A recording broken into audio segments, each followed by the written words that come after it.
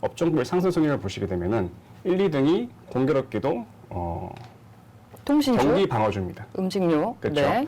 그러니까 이제 인플레이션에 대한 준비를 시장에서는 미리 선제적으로 하고 있다라고 저는 보게 되었고요.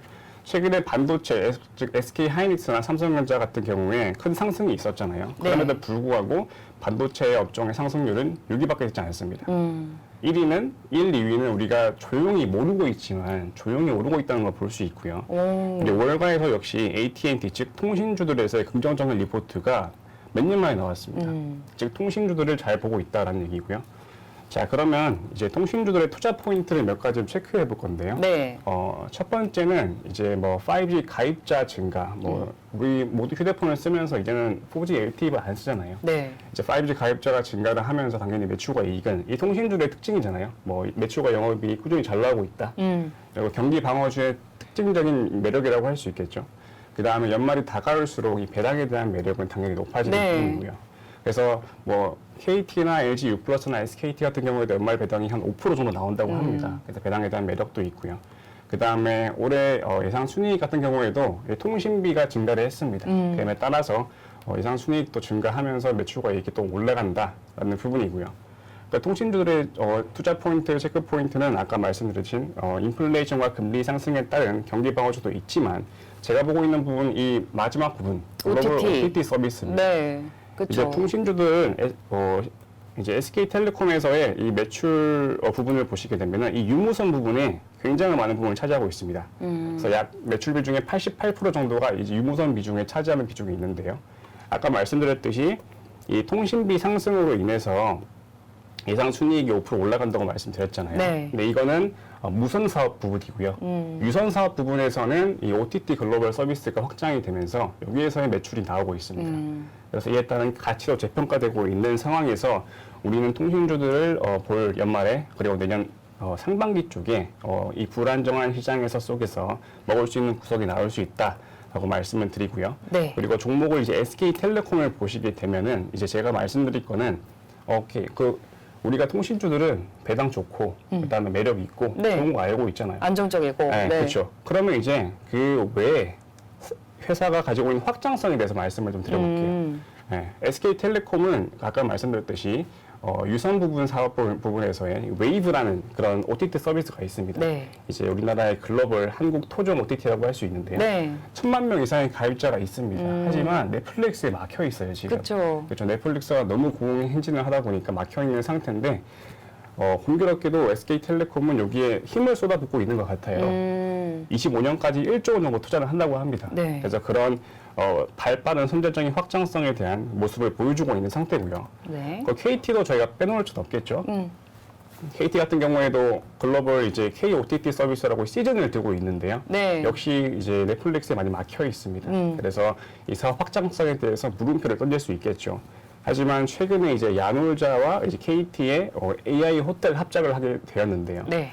호텔에 가시게 되면 우리가 불을 켜고 끄는 행위들을 전부 다 수동으로 하기 마련이잖아요. 네. 근데 이제 모든 음성으로 바뀌게 됩니다. 아, 불 켜줘 이렇게. 그렇죠. 네. 약간 이제 미래지향적인 모습이 이제 되고 있고요. 실내로 이제 광주에서는 이미 KT와 이제 야놀자가 합작을 해서 H1 호텔에서 이제 시작이 됐다고 합니다. 네. 그래서 이게 슬슬 이 생계를 잡아가기 시작한다고 하면 KT도 역시 이 무선 사업부를 떠나서 무선 사업부 쪽에서의 확장성을 가져갈 수 있겠죠. 이제 그리고 이제 네, 이렇게 통신주 중에서 그래서 뭐 SK텔레콤, KT 그렇죠. 짚어봤는데 LG 플러스도 있잖아요. 이제 말씀을 드릴 건데 네. 제가 이 슬라이드를 준비 안 한 이유는 몇 가지가 있는데 왜요? LG 플러스 같은 경우에는 넷플릭스 그리고 이제 그 디즈니 디즈니. 플러스를 독점으로 계약을 했습니다만 안 좋은 점이 있습니다. SK나 KT처럼 이 독단적인 IP에 대한 투자를 하지 않고요. 단순히 이제 글로벌 OTT 서비스를 가져와서 이런 독점 계약만 한 경우이기 때문에 실질적인 가지고 있는 IP가 부족합니다. 그래서 거기에서 투자를 많이 이루어져야 된다는 우려의 목소리가 나오고 있는 상태예요. 네. 그래서 그런 부분에서 봤을 때 LG 플러스는 좀 제하고 제가 SK와 KT를 들고 왔는데요. 네. 제 개인적으로 봤을 때는 이 통신주 중에서는 저는 SK에 조금 한 표를 주고 싶은 입장이에요. 통신주 중에 탑픽은 SK텔레콤이다. 네, 이제 그 이유를 말씀을 드리면 최근에 인적 분할을 했잖아요. 네. 그래서 이 추가적인 이 시장에서의 상승 모멘텀을 많이 가지고 있는 상태예요. 그리고 이제 수급적인 측면에서도 굉장히 좋은 상태고요. 네, 그런 측면에서는 저는 이 통신주 중에서 우리 통신주 매출 잘 나오고 뭐 좋은 거 알고 있잖아요. 그러면 그 중에서 우리는 아까 말씀드린 확장성 속에서는 SK가 매력도가 좀 높지 않을까라는 생각을 해보고 있습니다. 네, 뭐 아까도 쭉 짚었지만 이제 뭐 배당 기대감도 있고 이제 확장성도 있고 OTT 관련해서도 이제 통신주가 좋다 이런 얘기를 해주셨는데 또 자율주행에서도 이 통신주를 빼놓을 수가 없잖아요. 자율주행 차에서도 그렇죠. 그런 매력도 볼 수 있죠. 그렇죠. 뭐 통신주들은 어차피 5G와 다 연관이 돼 있는 부분이기다. 그러니까 나중에 이제 그게 자율주행과 엮여서 시장에서 반응을 한다고 하면은 추가적인 업사이드는 충분히 기대해 볼 수 있다라는 점은 있습니다. 네, 이렇게 해서 이제 통신주에 대해서 다양하게 알아봤는데 SK텔레콤, KT, LG U+ 중에 또 SK텔레콤 일단은 탑픽이라고 얘기를 해주셨는데 이 세 종목을 좀 차트상으로 볼 수 있겠죠. 네, 일단은 화면을 보시게 되면요. 네. 뭐 SK텔레콤 같은 경우는 지금 이 박스권 구간이 약 20년 동안 박스권이었습니다. 이 구간이 20년 동안 박스권이었는데 여기를 지금 밑에서 강한 거래량과 함께 동반하는 모습이잖아요. 네. 그리고 최근에 인적 분할 이슈로 인해서 이렇게 박스권 상단을 주가 상승하는 모습이 보이고 있습니다. 그러면은 이런 박스권에 대한 레벨이 이 정도까지 열려 있다고 볼 수 있는 거겠죠. 근데 이제 제가 탑픽으로 뽑은 이유를 이제 KT와 한번 비교를 해보겠습니다. 네.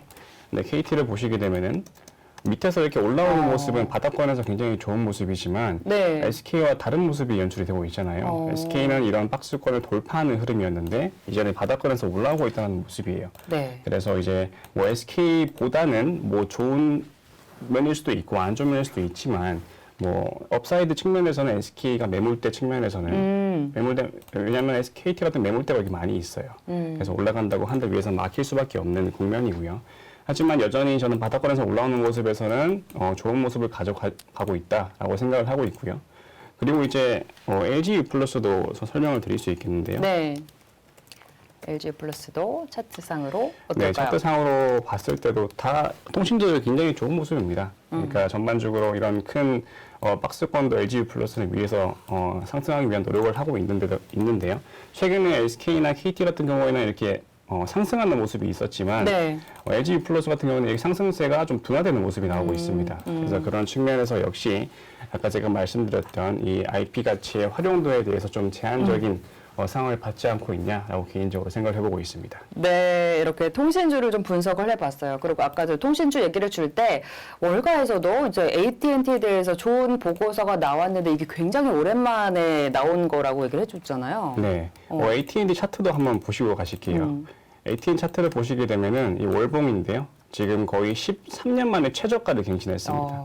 그래서 그만큼 시장에서 많이 소외가 되었다라는 부분이고요. 자, 근데 왜 월가에서 이런 뉴스가 나왔을까라고 보시게 되면요. 최근에 상승세를 보시게 될게요. 이렇게 최근에 나스닥이 급락하고 급반등하고 있는 모습인데 이런 통신주들에서의 모습이 선제적으로 나오고 있는 모습이에요.